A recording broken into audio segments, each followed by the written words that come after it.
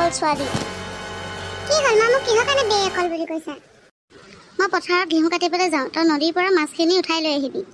শুনাচোন মা, মই সেয়াও কৰিব লাগিবনে? ঘৰৰ কাম কৰোঁ, ভাত পানী বনাওঁ, পানী ফিল্টাৰ কৰোঁ, ঘৰ ঝাৰু দিওঁ, ঘৰ মুচোঁ, এতিয়া আকৌ নদীৰ পৰা মাছো আনিব লাগিব, সেইটো কামে বাকী ৰ'ল মোলে। যেনেকৈ কামৰ লিষ্টখন তই দিছ যেন গোটেই কামখিনি তই একদম নিয়াৰিকৈহে কৰি থ।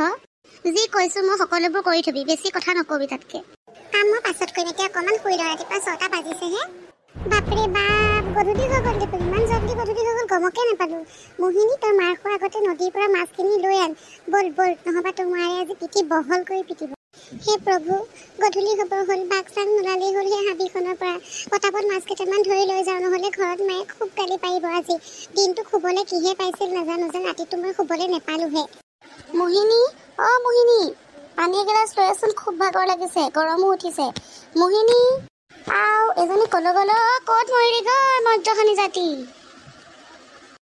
এইজনী কলৈ গ'ল জানো, ভিতৰখনতো নাই, বাহিৰখনতো নাই, কৈ থৈ নগ'লে মোক। ময়ো বাৰু অহাত পলম হ'ল আজি, তথাপিতো তাই কলৈ গ'লনো? তাই বান্ধৱী কেইজনী ঘৰলৈ গ'ল নেকি আকৌ? মোহিনী, অ' মোহিনী, কাৰ ঘৰত আছ তই? মোহিনী, কলৈনো গ'ল এই মাৰক মাতিজনী? কলৈনো গ'ল বিচাৰি পোৱা নাইকিয়া, মানুহক টেনশ্যন দি মাৰি এই। অ' খুৰী, কি হ'ল? মোহিনী বাক বিচাৰি আছে নি? মোহিনী বা অকণমান আগত নদীৰ পৰা মাছ আনিবলৈ যোৱা দেখিছিলোঁ মই। হে, কি কৈছ তই? এই গধূলিখন তাই মাছ আনিবলৈ গৈছে নেকি? তাইকতো মই ৰাতিপুৱা যাওঁতেই কৈ থৈ গৈছিলোঁ মাছ আনিবলৈ। নাই, তাই বেলেগ ক'ৰবালৈহে গৈছে নেকি? নহয় নহয় খুৰী, মই দেখিছিলোঁ আৰু মই তাই যাওঁতে সুধিছিলোঁ মোহিনী বা তুমি কলৈ যোৱা বুলি। তেতিয়া মোক কৈছিলে নদীৰ পৰা মাছ কেইটামান ধৰি আনো বুলি। অঁ, তাই তেন্তে সদায় দৰে এলেহুৱা প্ৰাণীটোৱে দিনটো শুই থাকিলে, এতিয়া গধূলি সময়ত তাই মাছ আনিবলৈ নদীৰ পাৰলৈ লৰ মাৰিছিলে। সেই হাবিখন তাই বেয়া বুলি জানিও তাই গৈছে কেনে? হে ভগৱান দেই, তোমাক বহুত বহুত ধন্যবাদ, মোক যে ইমান কেইটামান মাছ দিলা। আৰু মাছকেইটা পালোঁ যেতিয়া এতিয়া ৰক্ষা আৰু পতাপত যাওঁ, নহ'বা অন্ধকাৰ নামি আহিছে, আৰু এই অন্ধকাৰত সেই হাবিখনৰ পৰা বহুত কিবা কিবি আহিব পাৰে, আৰু মাছকেইটা দেখি মা মনটো ভাল লাগি যাব। মোক গালি নাপাৰেই চাগিলে এতিয়া।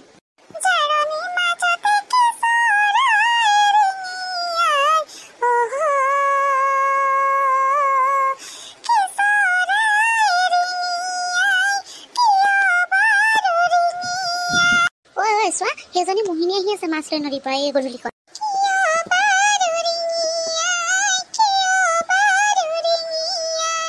ঐ, বহুত মাছ পালে যেন পাইছোঁ, সেইকাৰণে ইমান ধুনীয়াকৈ বিহু গীত গাই গাই আহি আছে। এটা কাম কৰোঁ নহ'লে, তাইক আমি তিনিওজনীয়ে মিলি বুৰ্বক বনাওঁ ব'লা। ঐ মোহিনী, এই মৰা মাছবোৰ তই এতিয়া গধূলিখন ক'লৈ লৈ গৈ আছ? হা?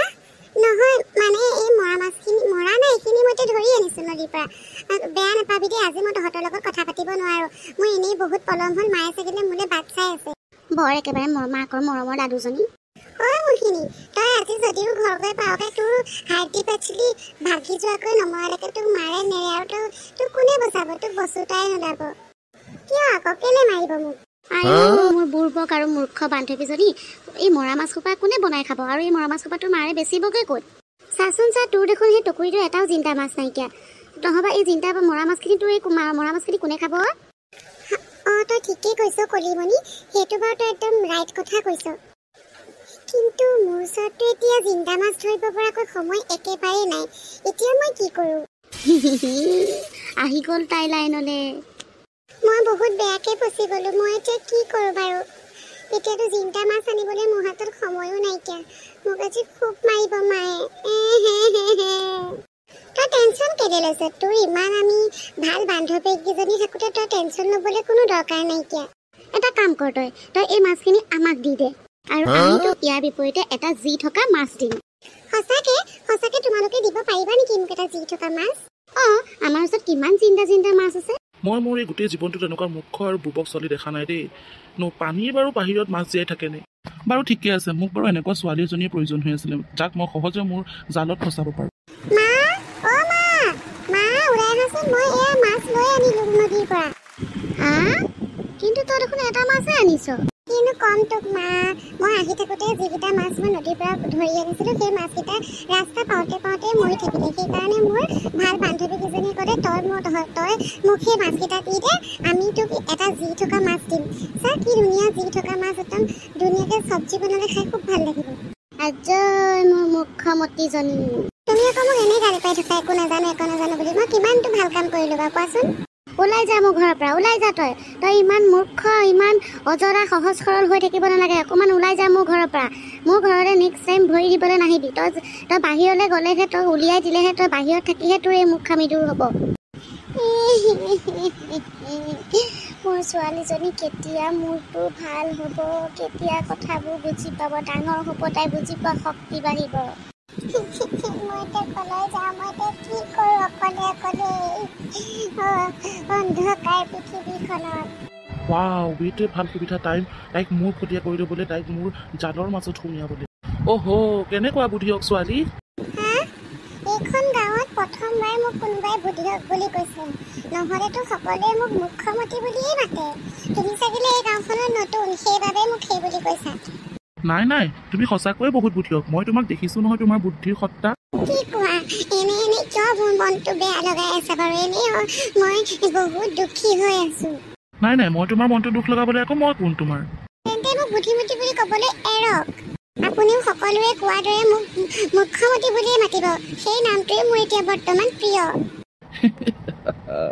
কি যে কথা কোৱা তুমি। প্ৰথমতে তোমাৰ এই চকু পানী দুটোপাল নাই নুমুচো, মোৰ দুখ লাগিছে। আজি মই চিঞৰি কান্দিম, কাৰণ মোক মায়ে ঘৰৰ পৰা উলিয়াই দিছে। কি কোৱা, সঁচাকে নেকি? মিছাকে ক'বলৈ মোক পগলা কুকুৰে কামোৰা নাই নহয়। পিছে তুমি কোন হয়নো? এই জংঘলত তুমি যে অকলে ঘূৰি ফুৰিছা। মোৰ নাম হৈছে পিতৌ। আচলতে মোৰ মা আৰু দেউতাই ঘৰৰ পৰা উলিয়াই দিছে, আৰু সেইদিন ধৰি মই মোৰ নিজৰ আশ্ৰয়ৰ বাবে তলৌ বটৌকৈ ঘূৰি ফুৰিছোঁ। মোৰ দৰে একেই। কি একেই বুলি কৈছা? তোমাৰ আকৌ কি হ'ল? বাৰু বাদ দিয়া, তুমি যদি মোক অকণমান থাকিবলৈ আশ্ৰয় দিয়া, তেন্তে মই তোমাৰ আভাগীন হৈ ৰ'ম। আশ্ৰয়ৰ কথা ক'বলৈ আহিছা? আজি মোক ঘৰৰ পৰা উলিয়াই দিছে। উলিয়াই দিয়া মোৰ 45 মিনিটমান হৈছে। মই নিজেই এতিয়া আশ্ৰয়বিহীন হৈ আছোঁ। তোমাক ক'ৰ পৰা আশ্ৰয় দিওঁ? পিছে তোমাক ঘৰৰ পৰা কিয় উলিয়াই দিলে? এইবাবেই উলিয়াই দিলে মোক ঘৰৰ পৰা। মইতো সকলো জানোৱেই, তথাপিতো তেওঁৰ মুখৰে শুনিব বিচাৰিছিলোঁ। মোহিনী, এয়া চোৱাচোন, মই তোমালৈ কি লৈ আনিছোঁ নদীৰ পৰা। বাহ, এয়া দেখোন জি থকা মাছ। তুমি এইটো কামাল কৰি দিলা দেই। এই মাছখিনি যদি তোমাৰ মাক দিয়া গৈ, তেন্তে তোমাকতো আশ্ৰয় দিব। মাৰ কথা নাজানো, সেইটো মোক আশ্ৰয় দিবনে নিদিয়ে।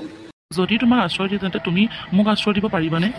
নিশ্চয়, মোক যদি মায়ে আশ্ৰয় দিয়ে, তেন্তে মই তোমাক আশ্ৰয় দিবলৈ মাক মই কাকতি মিনতি কৰিব পাৰোঁ। তেন্তে দেৰি নকৰিবা মোহিনী, এই মাছখিনি লোৱা আৰু তোমাৰ মাৰ হাতত দিয়াগৈ। ঠিক আছে বাৰু, আপোনাক বহুত ধন্যবাদ পিতৌ।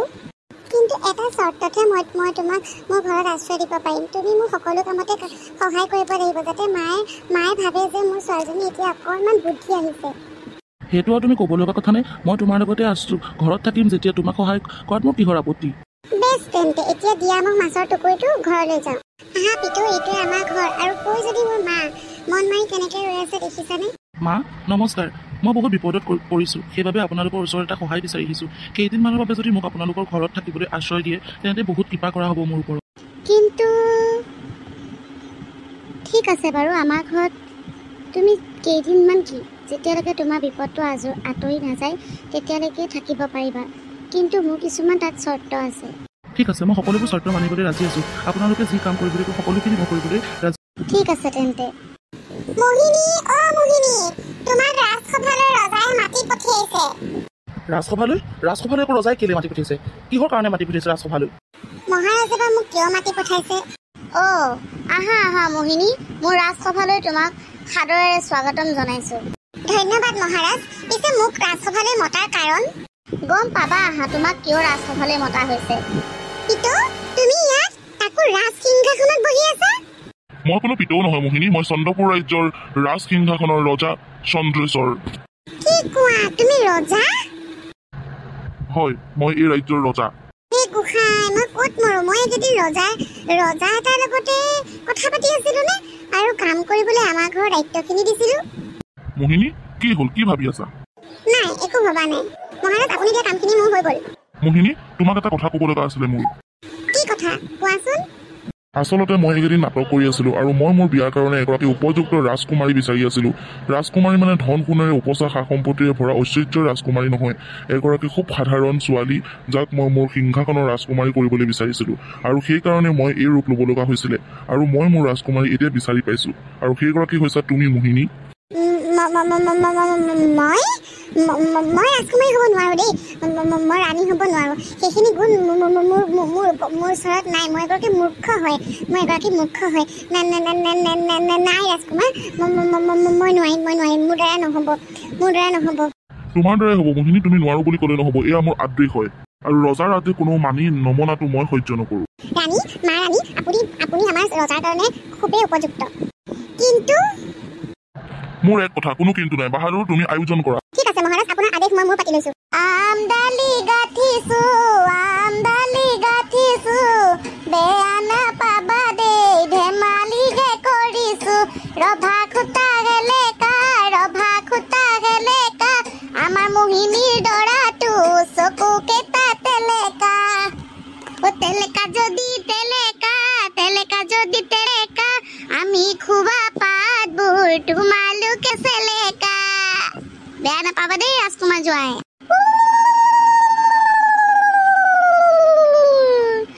শুভকামনা থাকিল মোৰ জীয়াৰী আৰু ৰাজকুমাৰৰ শুভ বিবাহত আৰু আজিৰ ভিডিঅ'টো এইখিনিতে শেষ কৰোঁ আৰু এই ৰাজ্যৰ আজিৰ পৰা মোহিনী হৈছে মহাৰাণী মোহিনী ৰাজকুমাৰীৰ জয় হওক ভিডিঅ'টো কেনেকুৱা লাগিলে কমেণ্টত জনাবলৈ নাপাহৰিব যিসকল চেনেলটো নতুন তেওঁলোকে চেনেলটো প্লিজ ছাবস্ক্ৰাইব কৰি দিব